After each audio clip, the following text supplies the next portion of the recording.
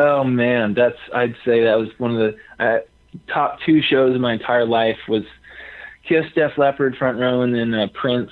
Played back-to-back shows at this small venue here in Denver called the Ogden. But man, my vocal performance coach, Dr. Scott, who's worked with a lot of majors, he just always said, people walk out of a concert saying, I can't wait to see them again, not hear them again. And they really take that to the max.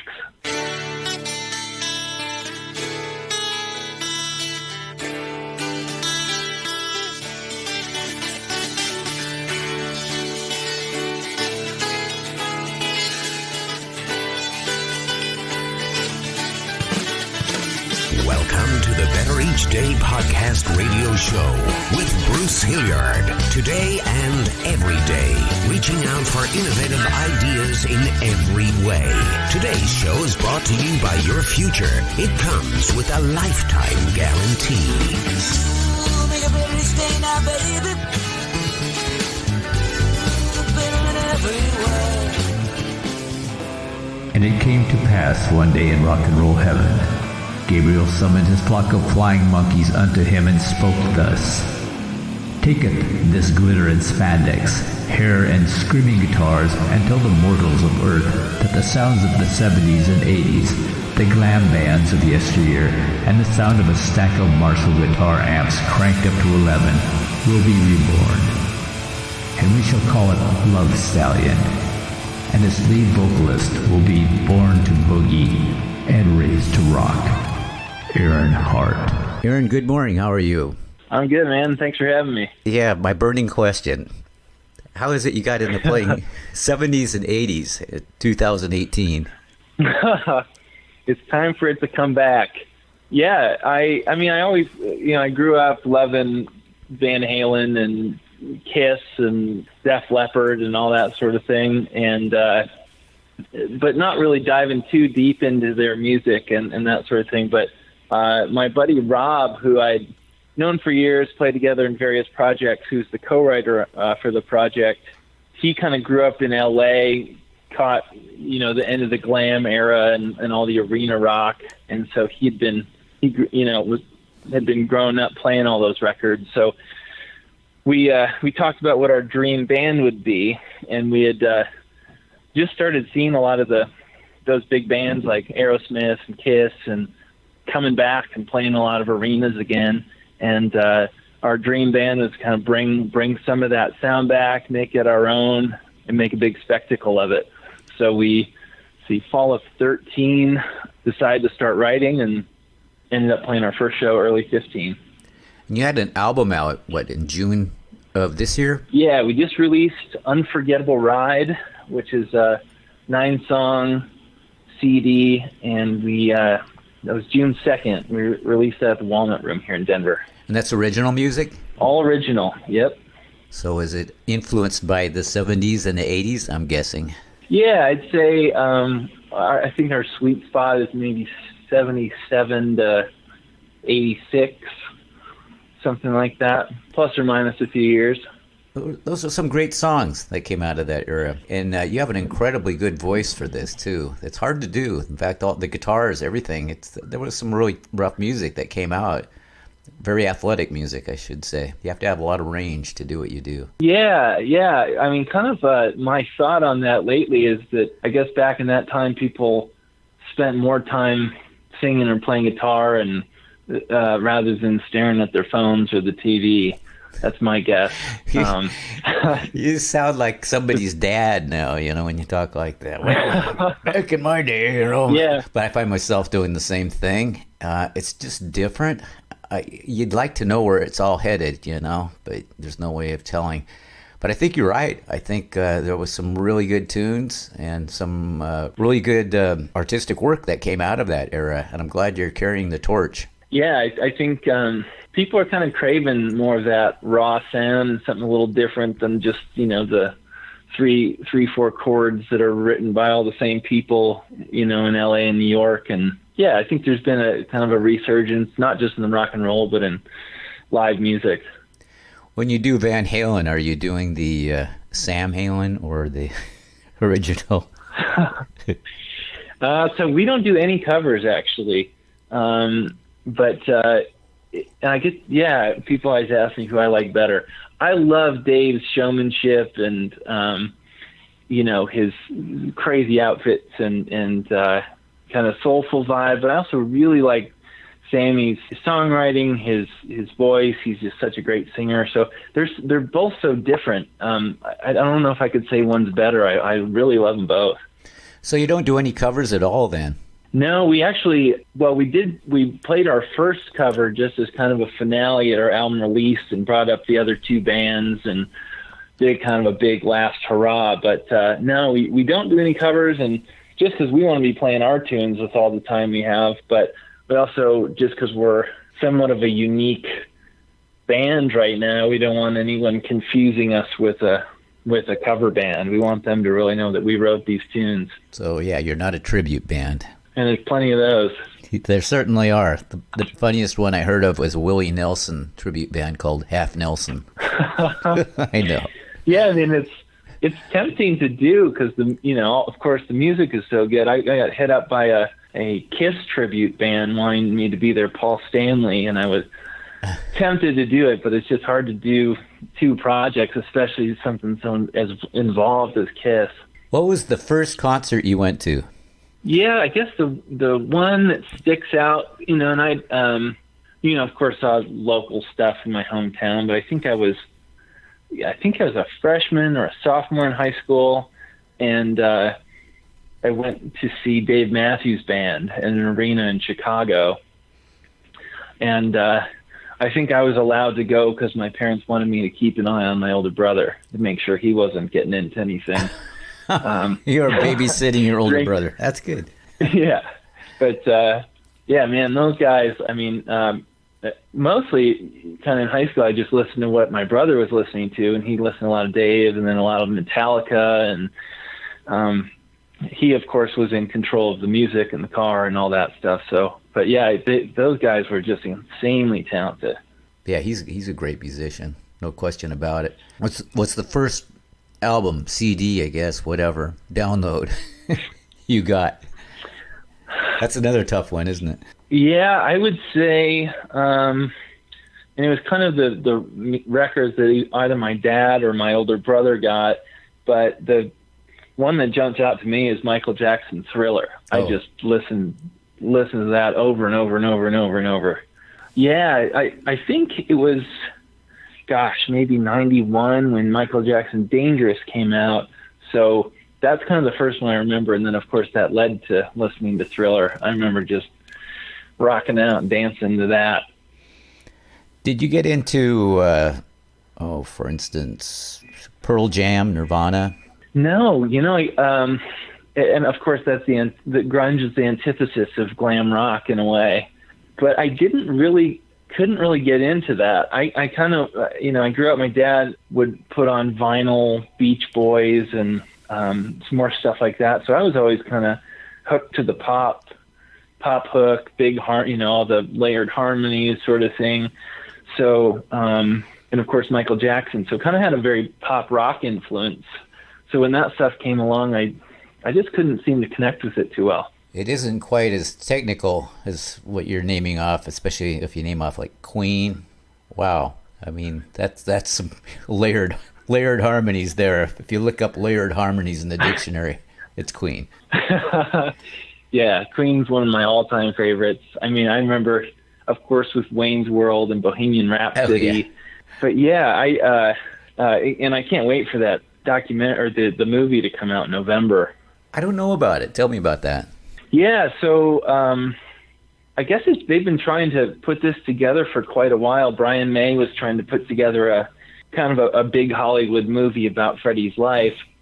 And for a couple of years, they were talking to Sacha Baron Cohen, who, he did Borat and all the other X-rated films, comedy films. So they just couldn't come to terms and agree because Sacha wanted to do kind of the full-on R or X-rated Freddie's life, the full hedonistic picture, which was, I've read the biography about it, which was pretty wild, crazy, and not necessarily family friendly.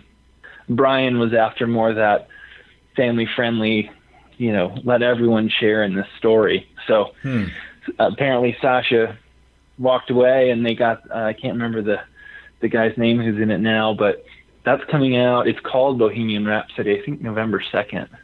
Wow. I didn't know about that. One of my all-time favorite rock bands, definitely. Yeah, I don't think they have a bad song. You can listen to all couple hundred of them and not find a bad one in the bunch. I saw a little documentary, if you will, on the writing of Bohemian Rhapsody, and if I was in a session or just a rehearsal or songwriting situation and somebody came with that sketchy of pitch on what the song was going to be about, I wouldn't have gotten it at all. And you would have never known it would have turned into what it did. There was really no way to articulate it. You'd almost have to be able to play it for somebody from start to finish, Tough song. Yeah, the biography I read, everyone, even the band, was kind of like, what is this? It's twice as long as any radio song. And but Freddie wanted to do it. And they always no one could really put them in a box. And they were always trying to do something new. So it's a super, super cool story. I can't wait to see in the preview has kind of a snippet of the interaction in the studio and everyone's confusion around it. So maybe I've been under a rock. I haven't heard anything about that. So yeah, maybe if you're glued to your Facebook or Instagram or something, you probably catch an ad, especially if you follow all the Queen sites. I'm out of touch. So Aaron Hart, what are your plans for the future? Currently, we're kind of storyboarding the next record. We've got a couple dozen song ideas and starting to match song titles and riffs and melodies and parts together. Trying to build up a catalog so that we can get on the road next year. So this fall is going to be focused on the writing, working on the show, planning a second music video, and then hopefully that kind of sets the stage to get out there, do some small little tours, maybe a couple weeks in 19. Looking at probably a late spring or early summer, but I'm from Chicago area, so definitely want to get to the Midwest, probably Southwest, and then potentially out to California. You're geared, in my opinion, for playing large arena-type rooms. Is that kind of your goal? Definitely. Yeah. Yeah, we've with every show, even if we're playing in a small club here in Denver, we bring a light show. We got kind of the smoke fog. We bring our sexy disco legs, which is kind of the next generation disco ball. So yeah, you can Google that, but they're basically these big female mannequin legs covered in mirror tiles, and we've got a couple of those behind us spinning around on the motors. And we try to bring kind of a new show each time and a new either color theme, change up the wardrobe.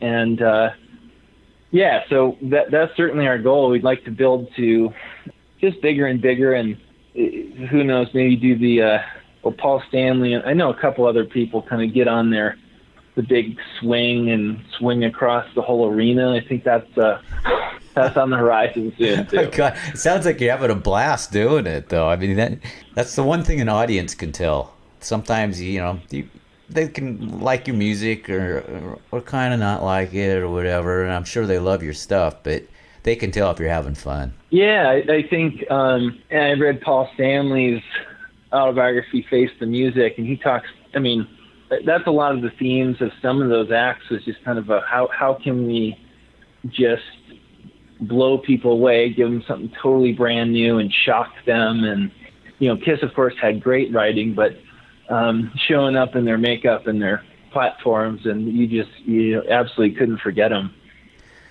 I saw Gene Simmons on a Dan Rather interview just recently. I don't know how old the interview was, but very interesting. He is so business oriented, it's unbelievable. He's very much a family man. He talked about his shady past with women and all that, and of course Dan Rather always gets into that, but very interesting. And he's very American. He's very get into the American culture because he's from Israel, which I didn't know that. And until he has a book out. It's a small book called Me, and it's about taking nothing and making it into a huge empire, basically, with all the merch, all the stuff that they've done through the years. It's pretty incredible.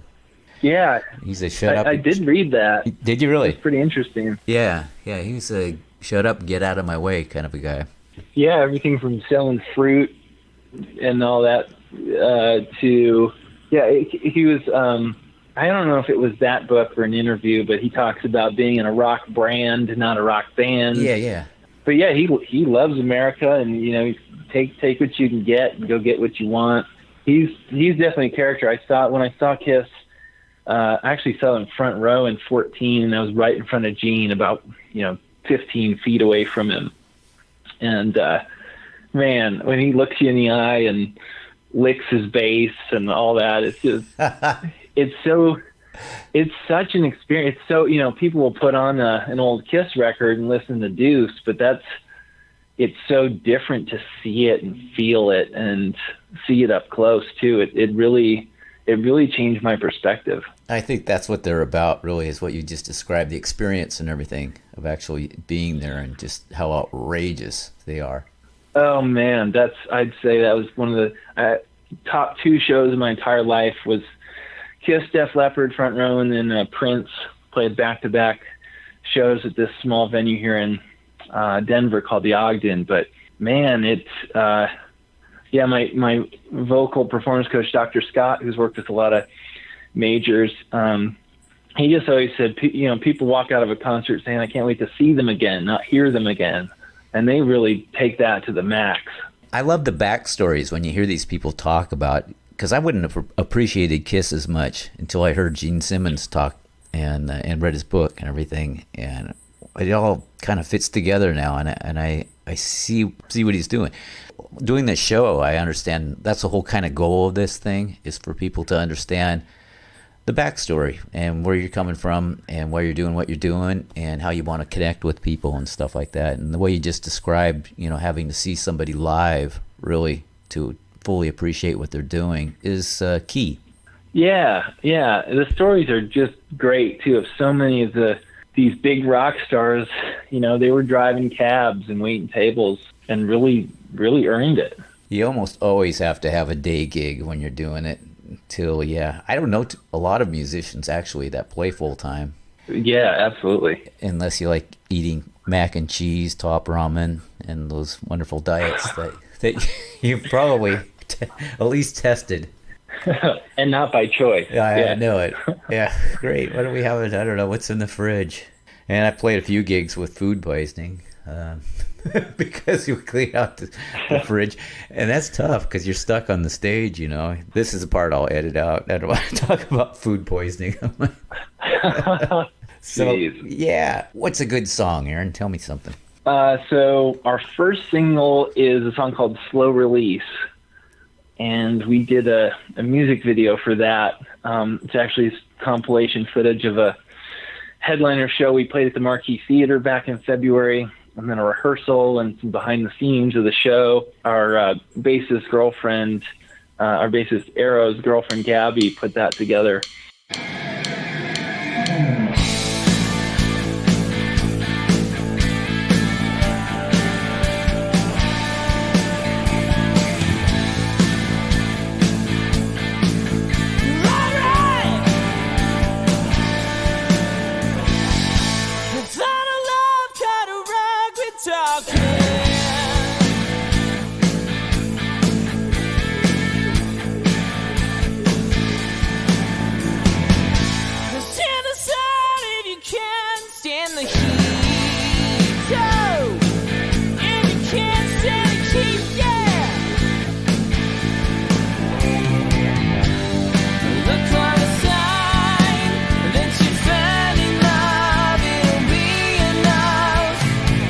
When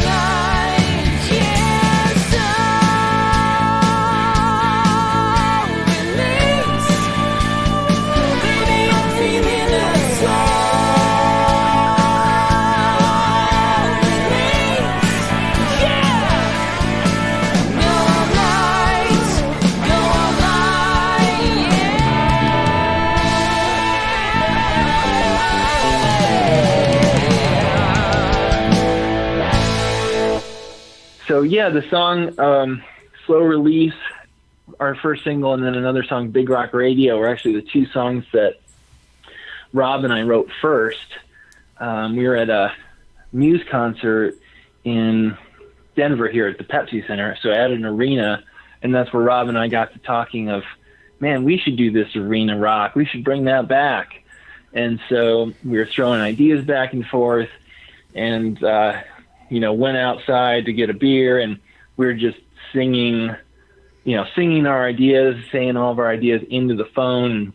Rob was like, yeah, I think I've got some riffs for these. And he had that, the crowd shout, big rock idea, because David Lee Roth talked a lot about, he kind of coined that phrase of big rock. And so that's where that song Big Rock Radio came out of. Oh. And Slow Release, of course, kind of that double entendre, classic 80s or 70s and 80s thing that Kiss and so many of them did with their song titles. So yeah, so it certainly has that riff-driven rock, Van Halen Rat flavor, but those are two of our most popular songs as well, and tracks 1 and 3 off the record.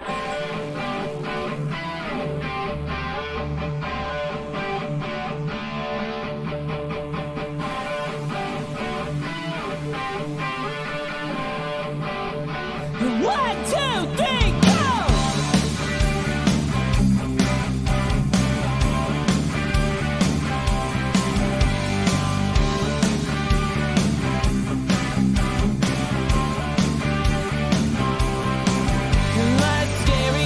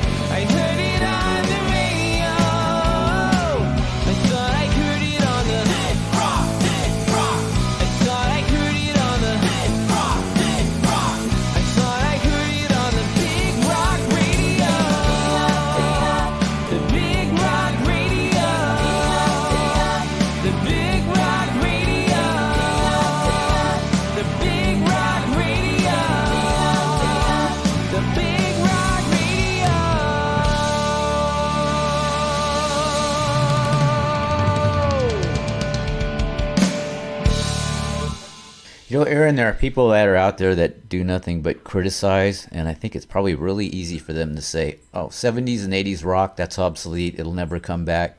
My advice, and I don't give out a lot of advice, is don't listen to those guys, man. Do what you're doing. Yeah, I think for the most part, what we've experienced is a lot of support for it, and the people who seem to attack it.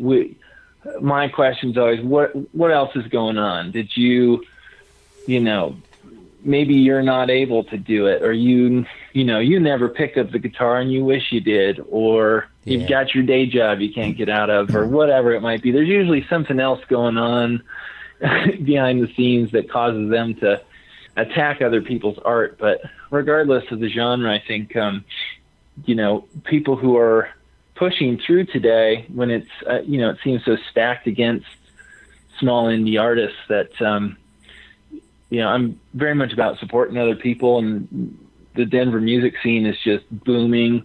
And so really thankful to be here and have so many people like that. My take on that is when people give up on their own dreams, they have lots of time on their hands, and they use that time to work on somebody else's dreams, and it's usually not a good thing. Yeah, absolutely. It's maybe they're upset that you don't care about exactly that. You've got a bunch going on, and you don't have time to worry or criticize what they're doing or not doing. And you're going to do it anyway, so keep it up. Thank you so much for your time, Aaron. Yeah, Bruce, appreciate you having me. Yeah, and so you're in Denver. Say hello to Denver. I used to live there. Yeah. Hey, all you Denver and Colorado folks. It's a beautiful day. Well, it's a touch hazy, but it's still warm and sunny. So. Okay, well, you have a good day. Thanks, man. All right. I'll shoot you an email as well then with a couple tunes. Sounds great. All righty. All right. Well, thanks, man. I'll talk to you soon. All right, keep up the good work. Thanks, man.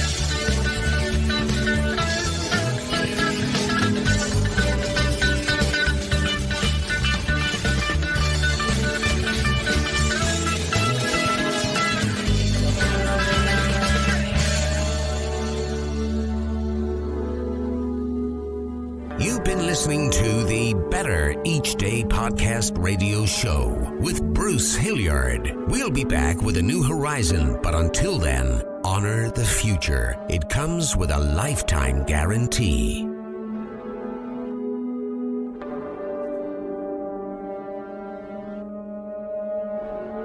And we're all just trying to make the next day a bit better.